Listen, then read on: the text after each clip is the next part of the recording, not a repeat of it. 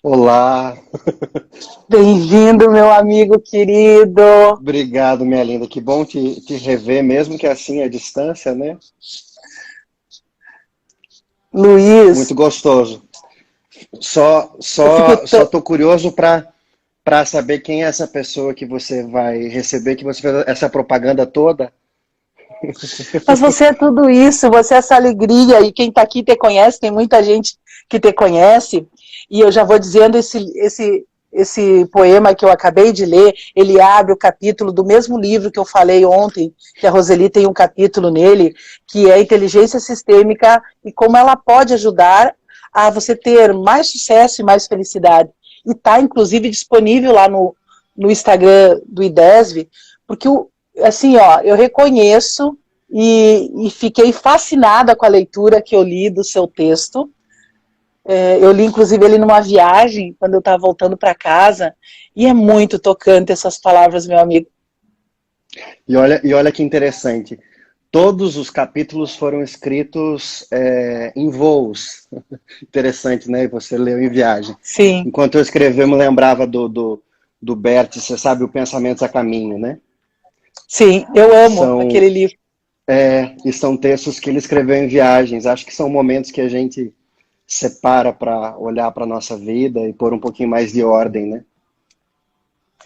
Luiz, mas o que me encanta o teu texto é a simplicidade como ele é conduzido e a profundidade.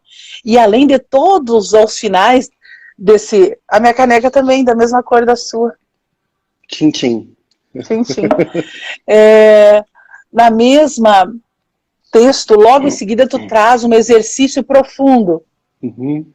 E esses Essa, exercícios são muito lindos. essa era a minha intenção, que de alguma forma cada capítulo pudesse ajudar quem estava lendo a pôr algo em ordem. Inclusive, eles têm meditações. A minha ideia inicial era acrescentar as meditações por QR Code, só que aí no fim não aconteceu. Mas eles têm meditações e estão no meu site. Se alguém tiver interesse, Sim. vidamaisleve.com, tem várias meditações lá e algumas delas são dos capítulos do livro. Luiz, e o que tu poderia dizer agora para esse tempo que a gente está vivendo, dessa pandemia? O que realmente faz ser um líder sistêmico diferente dos outros lideranças que a gente viu tanto nesse tempo, líderes que estão preocupados só com a questão do olhar para as pessoas e outros estão só preocupados com os negócios. Como equilibrar essa liderança nesse tempo difícil que todos nós estamos? E hoje eu trazia para as pessoas, se você não tem uma empresa, você tem a sua vida que precisa ser liderada nesse É momento. verdade, é verdade. Acho que essa frase que você falou resume muito bem qual que é a nossa tarefa, né? Sistêmico, por definição, tem a ver com o sistema, tem a ver com as nossas relações interpessoais e tem a ver com o jeito que a gente se conecta com o outro. Quando eu penso nesse momento todo que a gente está vivendo, eu gosto daquela ideia de que a Terra está nos chamando para acordar para algo diferente. Acho que na pior das hipóteses é uma poesia super válida da gente refletir. E eu compreendo que se tem algo que a gente tem que acordar é para a importância das relações, né? Eu tenho me dedicado para o meio acadêmico nos últimos 2 anos. Hoje eu estudo aqui em São Paulo, na Federal, faço mestrado em neurociência e comportamento. E, e a quantidade de estudos, publicações, artigos nos últimos anos sobre a importância das relações tem sido brutalmente superior a tudo que a gente produziu antes. Não é mais a opinião do Bert de que relações é algo valioso, né? A gente já sabe hoje cientificamente o quanto eu ter relações saudáveis é aquilo que vai me permitir envelhecer bem, ter saúde e alcançar a felicidade que a gente tanto almeja. Acho que uma liderança sistêmica, em primeiro lugar, ela está olhando para as relações, ela está olhando para as pessoas, para aquilo que é a necessidade dos outros, e aí sim é importante lucrar, é importante ganhar dinheiro, afinal de contas é o dinheiro que eu ganho que move todo o mercado financeiro do mundo. Agora, isso precisa ser o segundo vagão do trem, né? O primeiro vagão precisa ser as relações, as pessoas, quem eu estou servindo, depois quem permite que eu forme uma equipe para eu servir, eu compreendo que não tem nada de maior valor do que a gente botar ordem nas nossas prioridades, né? Eu tive um professor no seminário que dizia que não tem nada mais importante do que colocar no lugar de maior importância aquilo que é mais importante. Eu acho que ele está certo. É verdade. E eu tomei por surpresa, eu não sabia que tu também tinha uma formação em teologia. Essa foi uma surpresa para mim. E o Luiz já esteve em São Borja, inclusive fazendo um curso, né, aqui em São Borja. Então, nos conhece, veio aqui. A gente comemorou, inclusive, o aniversário do Luiz na Argentina. Verdade. Eu não sei se tu lembra desse aniversário que a gente comemora lá. Claro. E eu penso que o que faz a diferença realmente são as relações. E eu sou muito abençoada. Não gosto de achar que seja sorte. Eu acho que é uma grande bênção, porque ter amigos é uma bênção. Tudo fica mais fácil. E isso para qualquer coisa. Por exemplo, aquele dia que eu disse, Luiz, faz uma live comigo, eu quero você aqui. É óbvio que eu vou fazer. Então, se a gente mantém as relações, e eu via também no teu artigo que você fala muito sobre isso, é necessário que tenha relações, mas boas relações.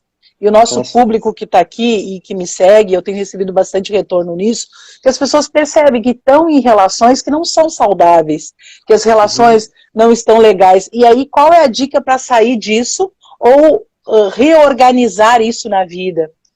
Por exemplo, numa família, né, como mãe, como pai, no trabalho, nos relacionamentos com amigo, lá no time de futebol, por exemplo, vai para se divertir no time de futebol. E eu via muito isso, assim, um tempo atrás, quando a gente mora aqui no sítio, a gente tem um campo de futebol e o pessoal vinha jogar aqui.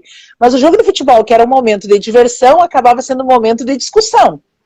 Porque a pessoa ali, naquele momento, ela se torna animal, como se nada mais, o relacionamento, a relação, o momento legal, ele se perde, né? Então, como a gente está mais atento a isso e não se levar por relações doentias, digamos assim, acho problemáticas. Que logo no primeiro capítulo eu falo sobre a importância de a gente construir relações aonde eu tenho clareza sobre que relações eu estou nutrindo, que relações eu estou sendo nutrido e que relações a nutrição é recíproca, né? Quando a gente leva em consideração... Exatamente. Quando a gente leva em consideração o nosso conhecimento, o nosso background sistêmico influenciado pelo Bert Hellinger, a gente pode lembrar que tem uma métrica muito simples aí para as relações, né?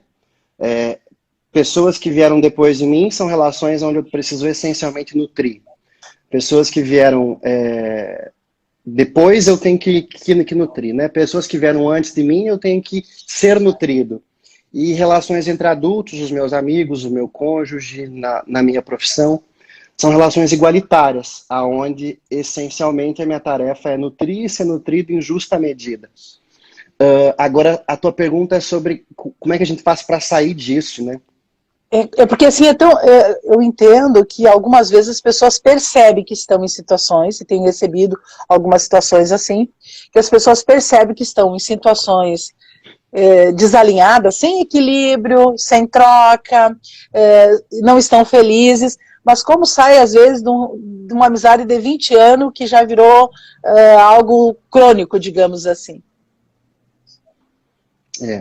Acho que a minha primeira pergunta precisa ser de que forma as minhas construções internas ainda estão alimentando essa relação.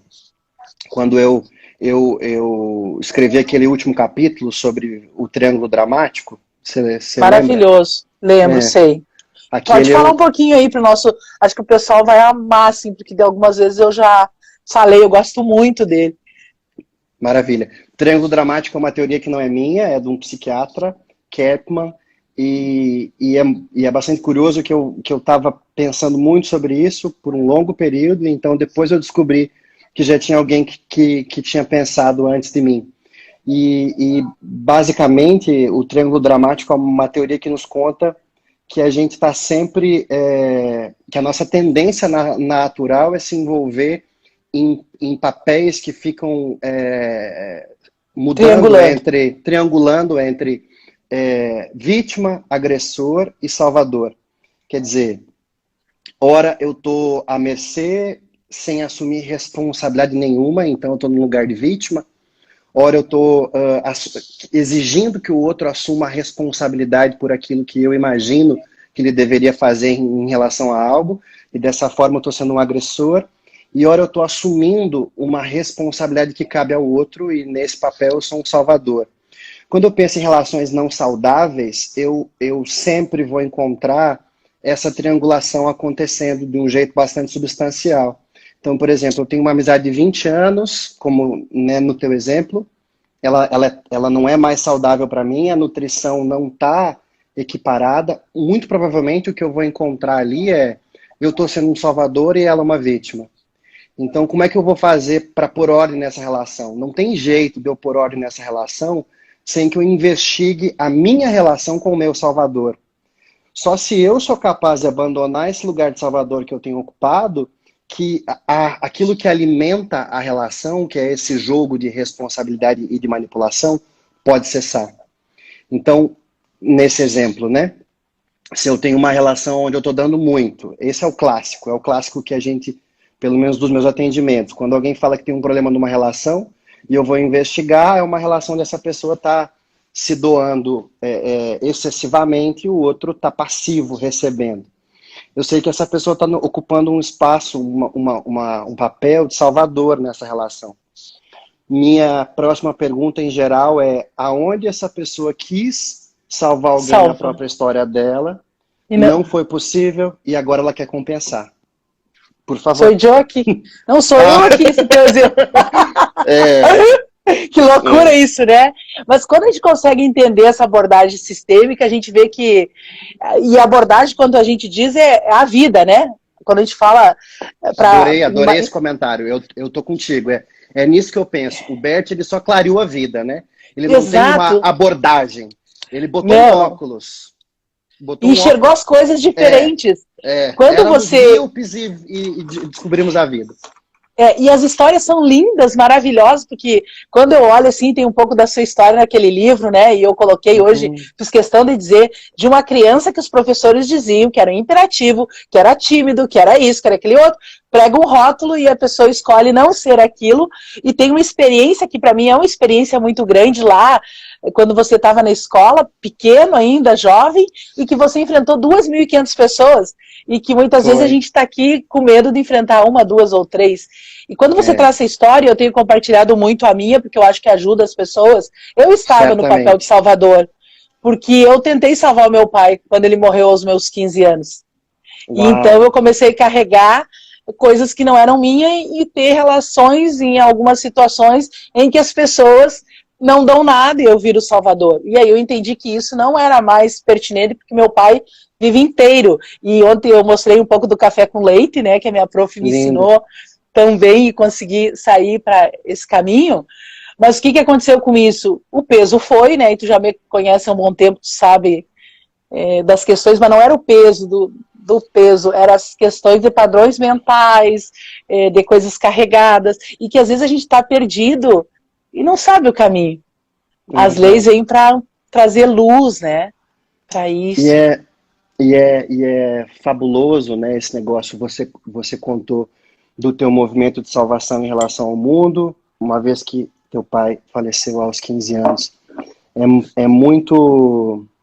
Acho que o nosso primeiro convite, antes de nos bater pelas nossas dores que ainda não foram resolvidas, é lembrar que aquilo que move um salvador em 2020, seja o pai que aos 15 faleceu, é ainda um amor gigante que essa criança tem por esse pai, e que ela acredita que fazendo agora, no presente, ela vai estar compensando o que ela não fez lá atrás. Maravilhoso. Né? Lembrar que aquilo que nos move é o amor, dá um calor no coração da gente. Apazigua o coração. E aí vem muito assim, né? Esse teu poema eu achei maravilhoso, achei lindo, vou usá-lo muito, viu, com a sua autorização, dizendo que é seu, nos momentos que forem necessários. Porque por favor. não é, nunca é o outro, né? Mas é o meu olhar descompensado para o outro, o meu olhar sem amoroso pelo outro. E essa liderança, quando você traz isso sistêmico, não tem como um líder ser sistêmico se ele ainda não é, na sua vida, totalmente sistêmico. Com certeza. Na vida pessoal, né? Na verdade, Pessoal, exato. tudo aquilo que a gente está vivendo na nossa empresa, com os nossos colaboradores, com os nossos colegas, com o nosso chefe, ainda é um reflexo daquilo que a gente não pôs ordem na nossa família de origem. Eu me lembro, teve um caso bem caricaturado que eu atendi há uns 5 anos atrás, eu acho, que ela veio, uma menina, 20 e poucos anos, veio para desmanchar a macumba que tinham feito para ela, que fazia com que ela só encontrasse chefes muito exigentes. E eu achei aquilo muito estranho, né? E eu ainda dei um pouquinho de corda e eu disse que eu precisava saber de mais detalhes sobre essa macumba. Aí ela começou a contar sobre os últimos 5 chefes que eram muito exigentes, até que ela, sem perceber, disse assim, exigentes igualzinho meu pai. Né? Quer dizer, ela ainda estava levando aquela imagem que ela tinha do pai dela para o mundo do trabalho, para cada um dos chefes, né? Ela não precisa desmanchar a macumba e ela também muito menos precisa de um chefe novo. Ela precisa pôr ordem na relação dela com o pai dela para que assim esse novo chefe possa de fato ser uma nova pessoa. Chegar. Adorei já. Que é isso, ele precisa chegar, né? Porque até então ele não chegou. Quem tá chegando é o pai sobreposto. E nesse sentido, né, Luiz, como fica tudo diferente, e nesse mesmo capítulo seu do livro, você fala do sal e da luz, né? Quando eu olho para o Bert, sim, isso é grandioso, porque é como ele trouxesse sabor para coisas que já estão em nós, como ele trouxesse luz para a escuridão, e sabe que isso é muito real, assim, eu olho algumas fotos minhas anteriores e fotos atuais, eu percebo que tem uma luz diferente, não é minha luzinha de LED que eu estou usando agora aqui, sabe? Tem algo diferente. Lindo. Porque algo foi para o lugar onde deveria ter ido. E que levou tanto tempo para ir, mas está tudo certo, né? Porque precisou esse tempo. Uma das falas do Bert que mais me toca é aquela dele dizendo o que acontece quando olhamos para as pessoas despedidos de nossas imagens internas. Então ele diz, elas brilham. É lindo, né? Sim, é lindo. E tem uma outra dele, que ele diz que a gente reconhece o amor da mãe em alguém pelo sorriso e pelo brilho no rosto. É isso mesmo, né? Quanto mais a gente toma o amor dos nossos pais, em especial da mãe, mais a gente pode brilhar.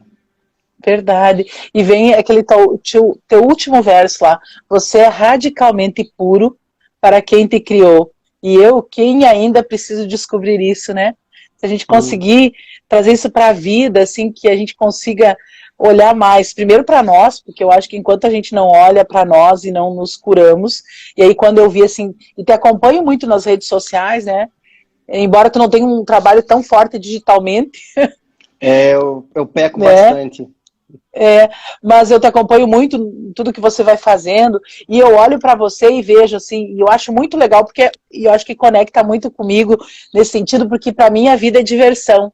Então tem que ser divertido, eu vejo assim, o quanto você se diverte, mesmo que tenha que fazer uma pós-graduação, como foi a tua última lá, né, de terapias e bem-estar, integrativas e bem-estar, que deve ter sido bem exigente, mas saborear a vida, sabe, usar do banquete da vida, e eu acho que não tem meio mais fantástico do que entender as leis e o nosso amor cego ou que vê e colocar em prática. Como diz a Wilma, a gente não sabe se tem outro bilhete, né? Por enquanto Exatamente. É um bilhete só. Tem que se divertir. E aí eu quero que as pessoas venham mandando pergunta aqui, quem tiver pergunta vem me mandando. Aqui estão só a gente dizendo, maravilhoso, adoro o Luiz, sim, convidado top, hoje eu disse, só tem convidado top aqui. Só gente topíssima.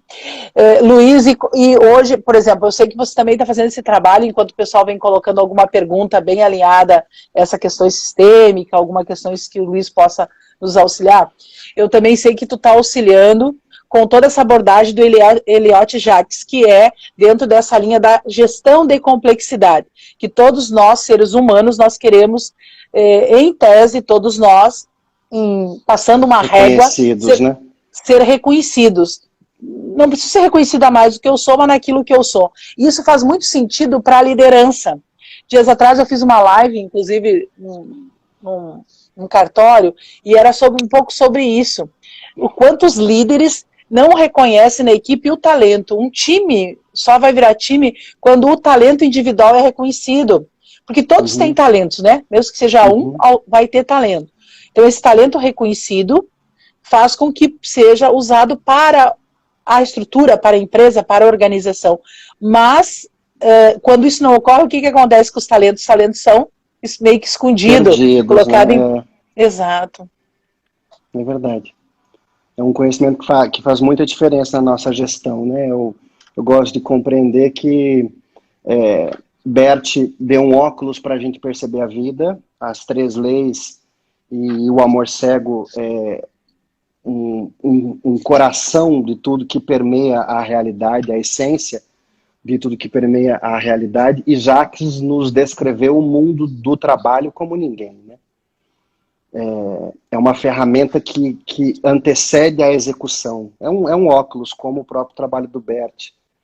Realmente é um grande presente ter esse conhecimento.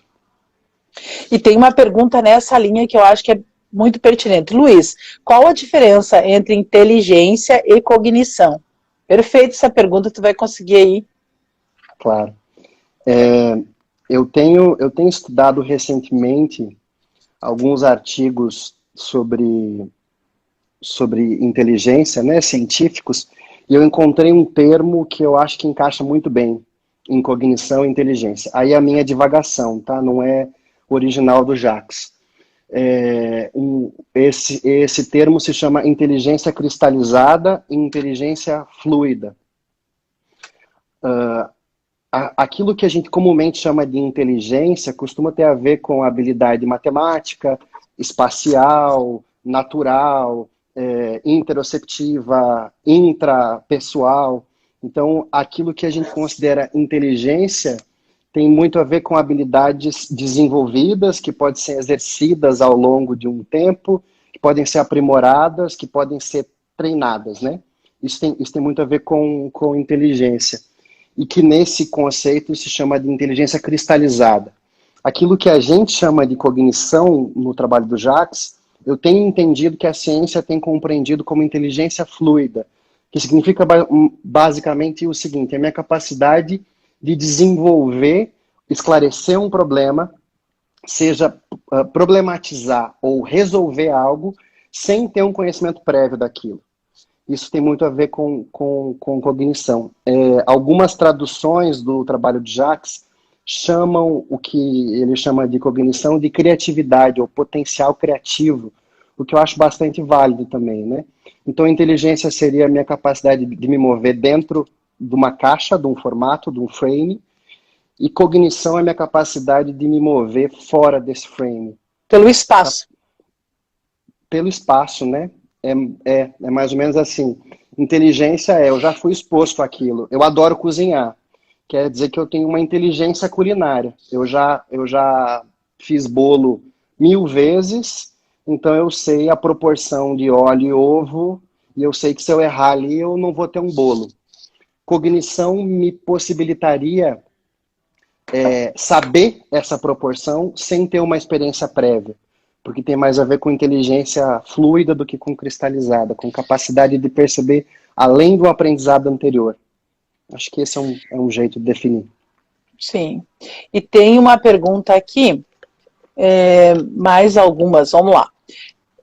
Aqui ficou cortada. Como deve ser a relação de... Simone, por favor, coloca de novo. Simone Pascoalotto. Cortou a metade da pergunta, não dá para entender.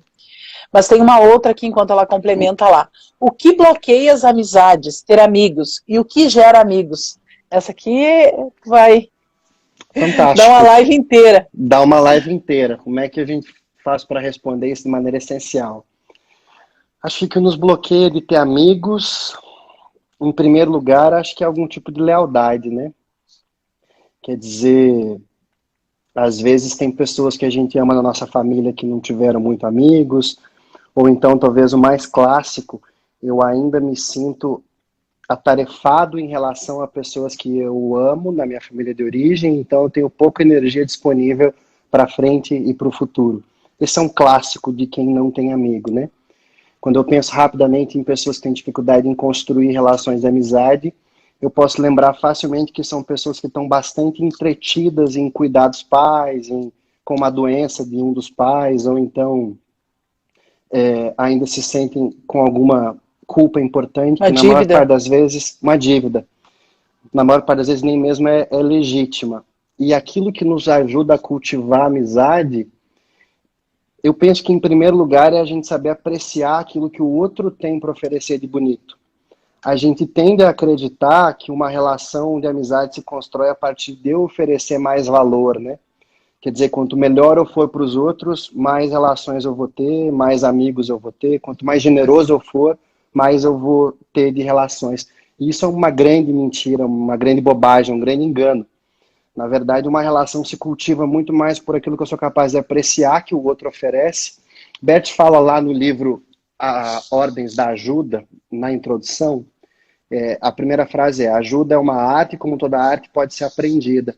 E logo depois ele fala sobre a nossa necessidade de ajudar e como isso é o nosso senso de utilidade no mundo, né?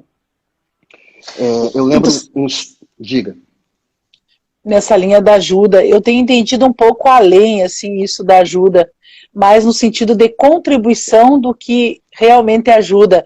Porque quando eu olho para a contribuição, Luiz, eu entendo que nesse momento você contribui comigo, eu contribuo com você, e quem está em casa nos ouvindo também tem uma parte de contribuição com aquilo que é dela e com as coisas que são dela. Contigo.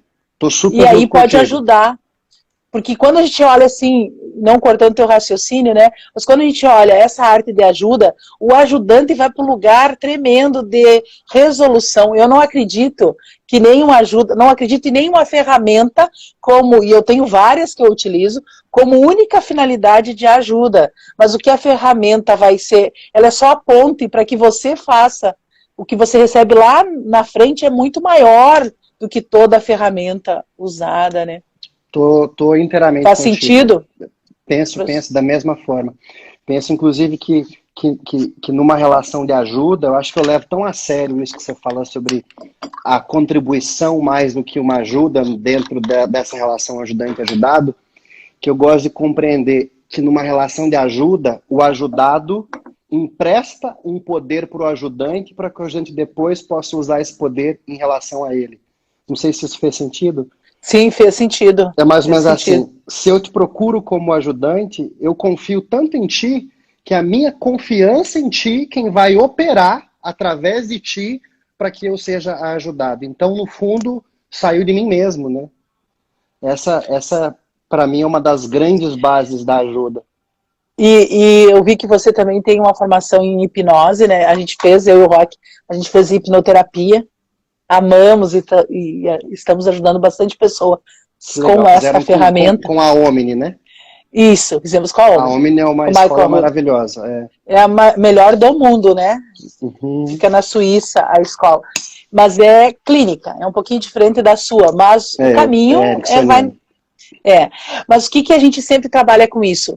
Que a hipnose e o tratamento via hipnoterapia, ele sempre é uma auto-hipnose, então não funciona se a pessoa não propor realmente. E isso, assim, foi uma coisa maravilhosa, porque a gente acredita muito nisso, que a gente não precisa de mestre, não precisamos de um guru, a gente precisa, por exemplo, de um guia, de um mentor, de uma pessoa que escute, do padre, de um amigo, do psicólogo, ou seja, a gente precisa dessas pessoas porque a gente é um ser relacional. Mas a gente não é verdadeiramente o salvador, o instrumento que... A pessoa tem que ralar, né? A pessoa tem que fazer a sua parte. Isso nos traz um alívio, né?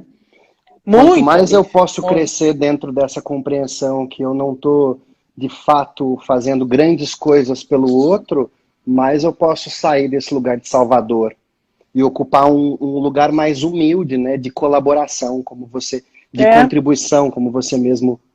E é muito mais rico, né? Muito na mais, verdade. Porque todos, tu coloca muito mais leve. 2, 3 pessoas construindo. E tem uma pergunta aqui, Luiz. Essa capacidade, creio que de cognição, ela é nata ou pode ser desenvolvida? Ela é nata e se desenvolve naturalmente ao longo da vida. A gente não tem um número enorme ainda de estudos que expliquem da onde esse potencial cognitivo vem, né? A gente sabe que ele se define e que ele segue uma curva, uma progressão constante ao longo da vida. Quer dizer, talvez trazendo para exemplos mais concretos,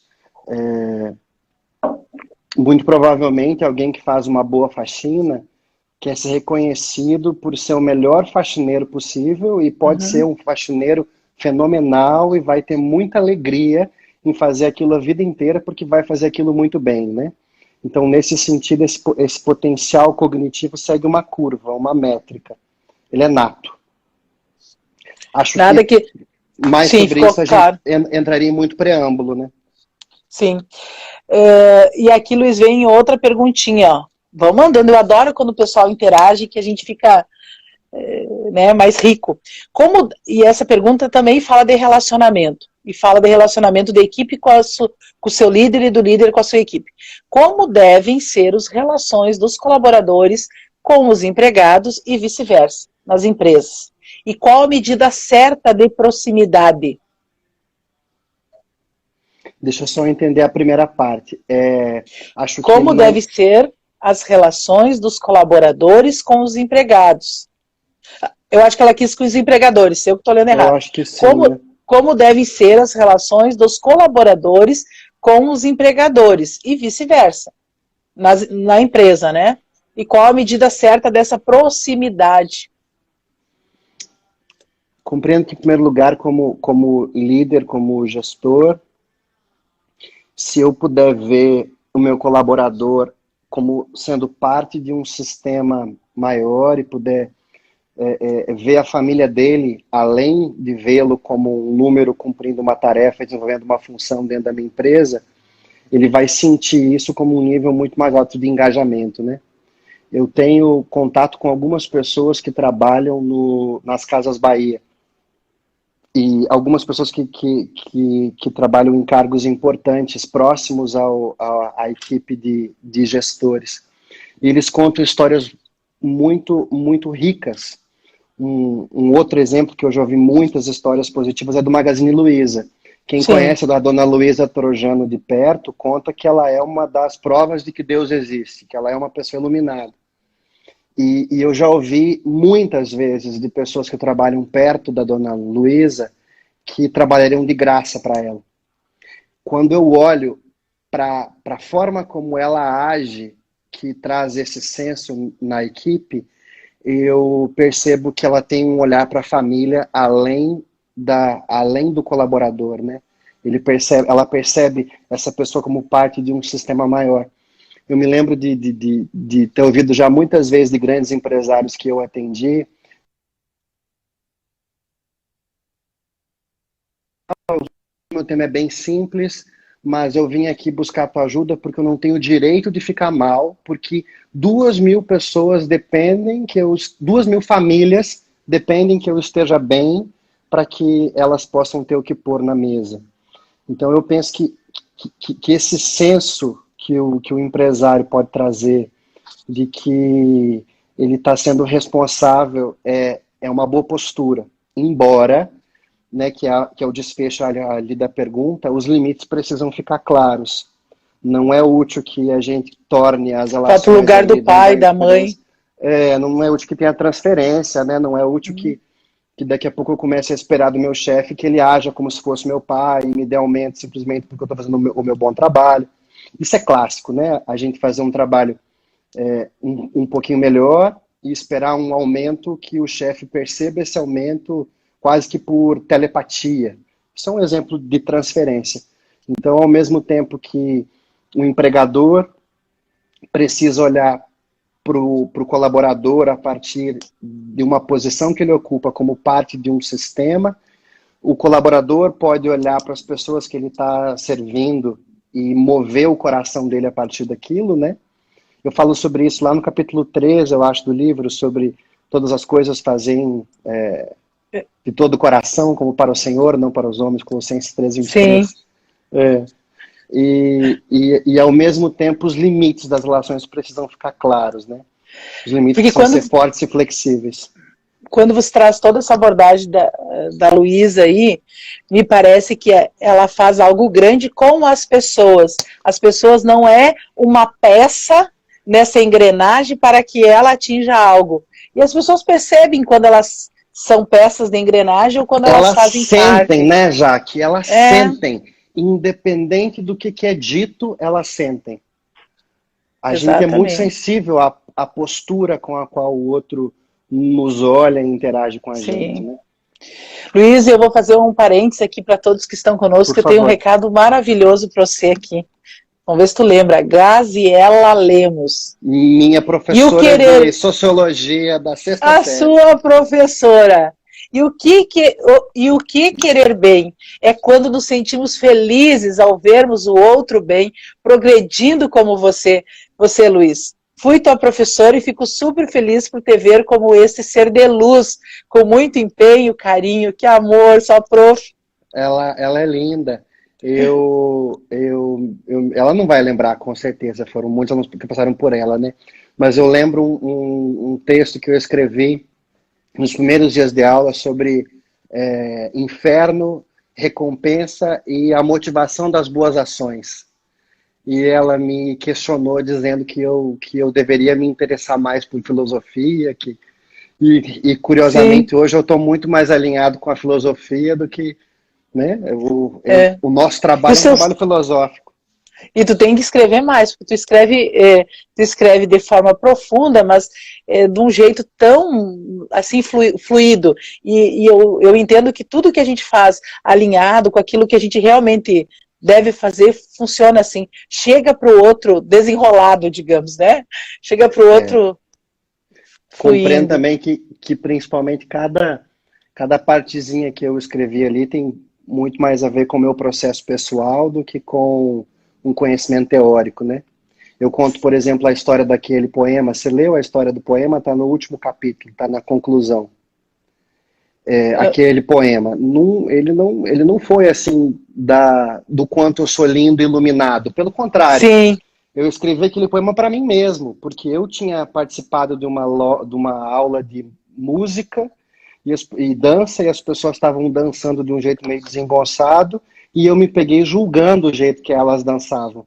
E aí quando eu entrei no Uber para ir para o aeroporto, e eu parei assim, e eu lembrei da cena, e lembrei dos meus pensamentos e dos meus sentimentos, me deu um constrangimento. E aí eu lembrei de uma constelação que eu tinha colocado na semana anterior, aonde eu colocava um representante para a criação, para o Criador, para Deus. O tema dessa constelação era sobre justiça. Talvez ela esteja assistindo. Era uma policial que estava muito envolvida em querer fazer justiça do jeito que ela compreendia a justiça.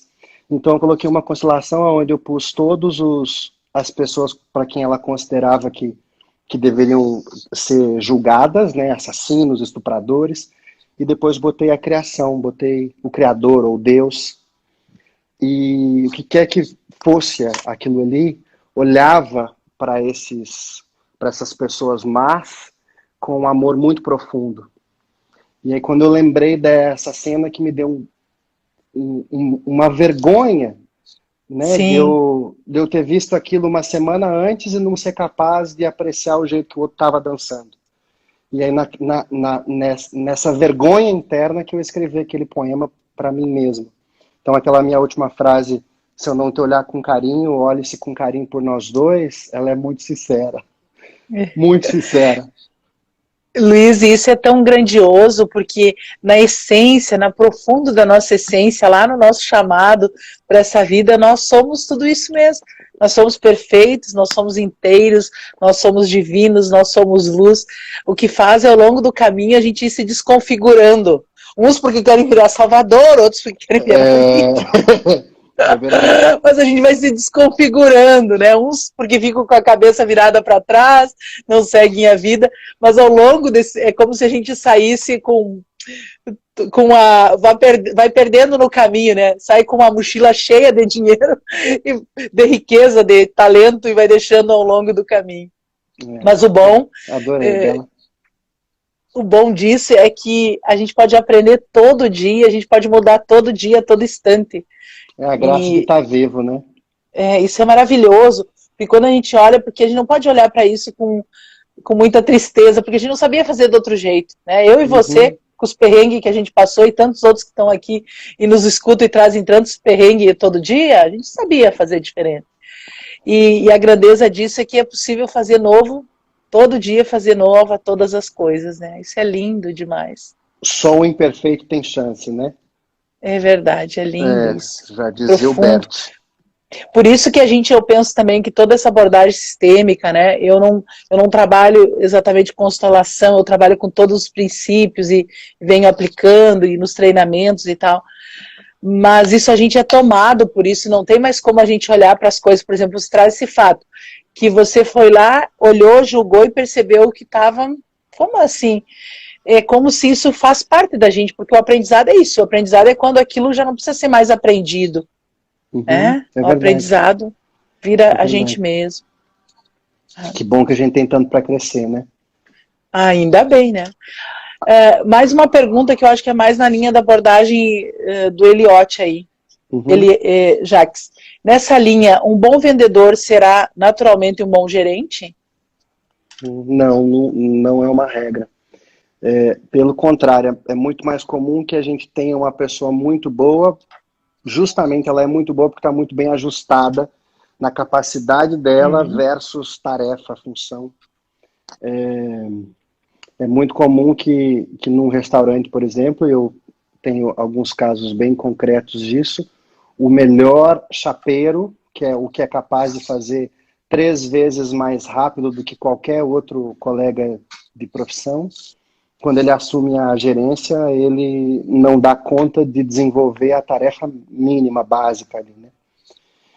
Na verdade, o fato de eu ser bom naquilo que eu faço nos deveria alegrar o suficiente e nos fazer descansar um pouquinho dentro daquele fazer bom e talvez aprimorar naquilo que eu já faço, ao invés de querer buscar uma nova tarefa como se o crescimento tivesse exclusivamente voltado para a função e não para eu desenvolver cada vez melhor aquilo que eu faço muito bem, né? Eu penso que é isso.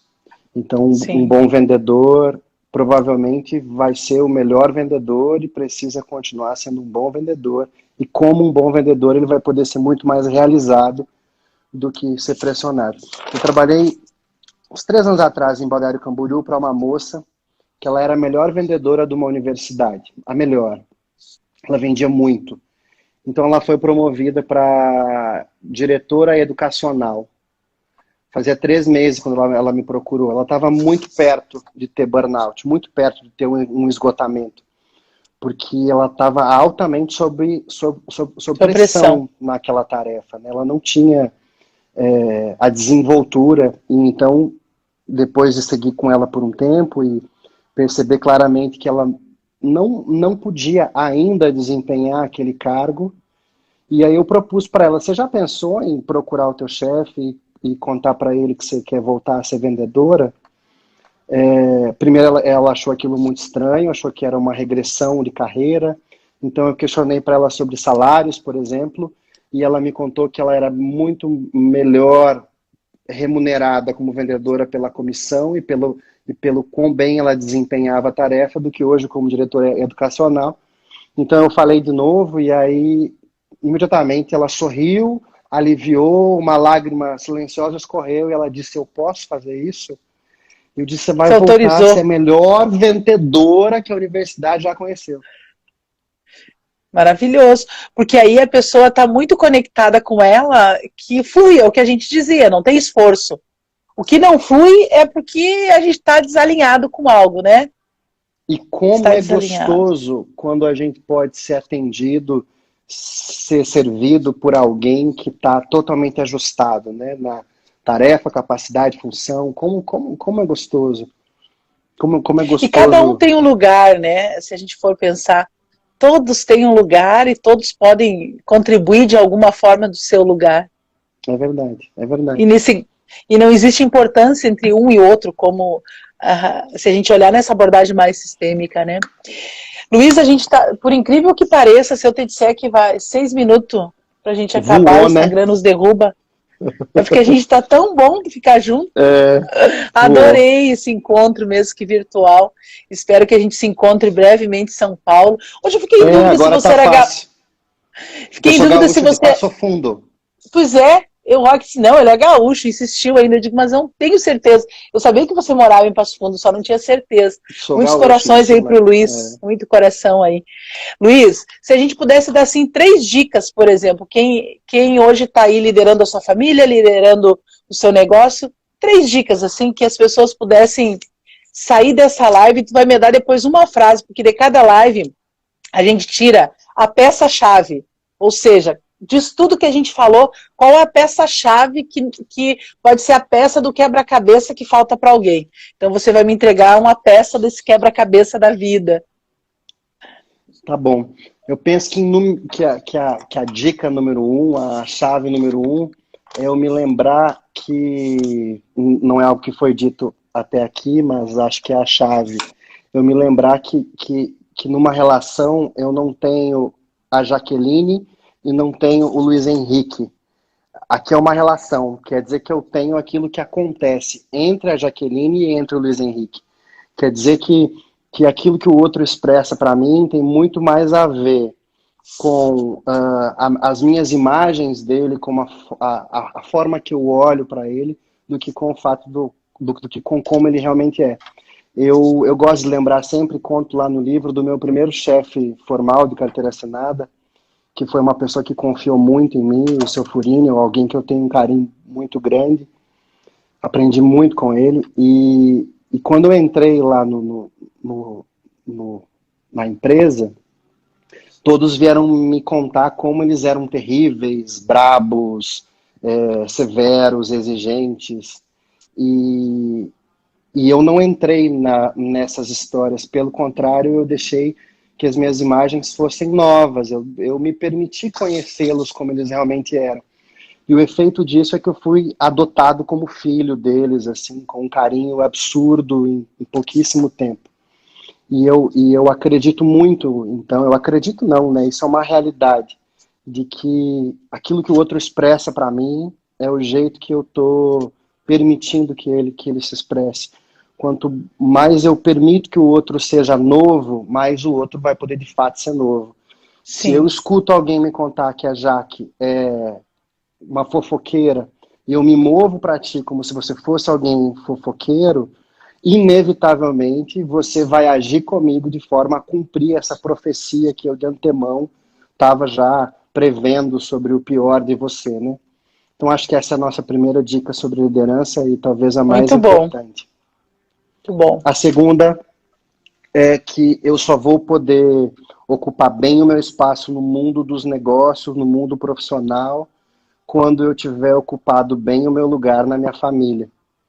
Quer dizer que enquanto eu ainda tiver um desejo de salvar a minha mãe, porque eu ainda tenho pena daquilo que ela viveu quando eu era criança e passou fome e apanhou do marido e seja lá o que for, enquanto eu ainda tenho pena da minha mãe e me movo para o mundo do trabalho com essa pena, eu vou ter essa mesma pena do meu cliente, do meu funcionário, do meu chefe, e aí eu vou inevitavelmente me sacrificar pelo meu trabalho, num amor mágico de que fazendo isso na minha profissão, eu vou compensar aquilo que eu não pude fazer lá na minha família de origem. Então a minha segunda dica seria: é impossível eu poder ocupar de forma adulta o meu lugar no mundo dos adultos e do trabalho, sem antes ocupar de maneira apropriada o meu lugar na minha família de origem. E a minha terceira dica é que eu acho que eu fico um pouco com dedos para falar isso, mas eu ouço muito frequentemente que a gente tem uma ideia de que a gente tem que crescer desenfreadoramente, como quando eu for o mais famoso do mundo, eu vou ter encontrado algum lugar ao sol. E isso é uma grande bobagem, né? Na verdade, isso só evidencia que eu ainda estou buscando que os meus pais olhem para mim e digam que têm orgulho da pessoa que eu me tornei. Eu compreendo que se eu sou capaz de ir lá e receber esse reconhecimento dos meus pais, eu não vou mais buscar isso no mundo. Então eu vou poder crescer profissionalmente de um jeito muito mais sereno. Eu não acredito que a gente pode crescer do dia para a noite e muito menos obstinados em crescer cada vez mais, como se isso fosse preencher um vazio interno. Mas eu acredito que é muito mais saudável, regulatório, que eu cresça de um jeito orgânico. Eu cresço na medida que a própria vida vai permitindo e o fluxo da vida vai permitindo. Eu entendo que isso é muito mais leve, isso tem muito a ver com o nosso último assunto. E vai acontecer, né? É Exatamente. Semente, vai acontecer, uma hora chega. Lindo, lindo, lindo. Tem uma frase que eu adoro sobre a semente. O destino da semente é florescer. Não dá para atrapalhar o destino da semente, né? A Roseli falou um pouquinho ontem também sobre isso. Ela assim. usou essa frase? Ela falou da semente, que cada um de nós pudesse florescer, né, como semente aonde estivesse. E é lindo isso, porque todos nós somos semente. Então deixar florescer. Tem uma meditação sobre isso no meu site, chama Flor de Lótus. Quem quiser depois podia botar aí o site, alguém que conheça aí, esteja aí, coloque o site, senão depois a gente põe lá no post. Bem facinho. Vidamaisleve.com. Alguém que esteja aí, que possa colocar. Tem várias perguntas aqui, infelizmente, né, Luiz? Nosso tempo acabou. Nosso tempo acabou. E qual é a peça-chave? Nós temos 1 minuto aqui pelo meu relógio. Agora 20 segundos. A peça-chave é 100% de responsabilidade. Maravilha, gratidão, meu querido amigo. Adorei estar com você. Eu também, adorei te rever nessa versão mais leve. Com certeza, viu? E tem muita gente pedindo mais linda.